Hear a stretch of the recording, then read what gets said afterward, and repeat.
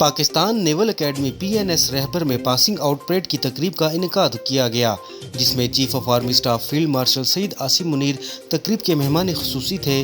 تقریب میں field marshal Saeed Asim Munir کو نیوی کے چاقو چوبند دستے نے سلامی دی۔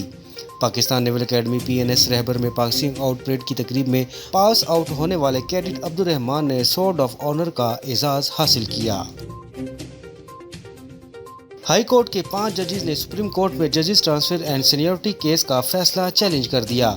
سینئر وکیل منیر ملک کے ذریعے 5 ججز نے intra court appeal supreme court دائر کر دی۔ سپریم کورٹ نے اسلام آباد ہائی کورٹ میں ججز ٹرانسفر کو درست قرار دیا تھا۔ سپریم کورٹ 5 رکنی بینچ نے سینیورٹی کا معاملہ صدر پاکستان کو بھجوا دیا تھا۔ ججز نے سپریم کورٹ سے ٹرانسفر کیس فیصلے کو انٹرا کورٹ اپیل میں کالعدم قرار دینے کی استدعا کی ہے۔ افغان طالبان کے اقتدار میں آنے کے بعد افغانستان دہشت گردوں کی محفوظ پناہ گاہ بن گیا ہے۔ داعش، خراسان، تحریک طالبان پاکستان اور دیگر دہشت گرد گروپ افغانستان میں منظم ہو رہے ہیں۔ اس حوالے سے امریکی امور خارجہ برائے جنوبی وسطی ایشیا کی ذیلی کمیٹی کے چیئرمین نے حقائق پیش کرتے ہوئے خبردار کیا ہے کہ طالبان کے اقتدار سنبھالنے کے بعد جنوبی اور وسطی ایشیا میں دہشت گردوں کے واقعات خطرناک حد تک بڑھ گئے ہیں۔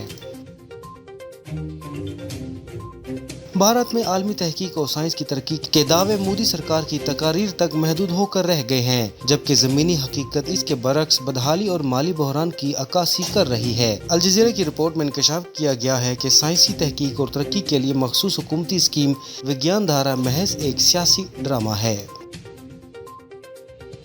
اور سپریم کورٹ نے مخصوص نشستوں کے کیس میں نظر ثانی کی درخواست منظور کرتے ہوئے 12 جولائی کا فیصلہ کالعدم قرار دے دیا۔ PTI مخصوص نشستوں سے محروم ہو گئی اور حکومتی اتحاد کو قومی و صوبائی اسمبلیوں کی 77 نشستیں مل گئیں۔ سپریم کورٹ کے آئینی بینچ نے مخصوص نشستوں کے کیس کی سماعت مکمل کر لی۔ آج کی سماعت آئینی بینچ کے 11 کی بجائے 10 رکنی بینچ نے کی۔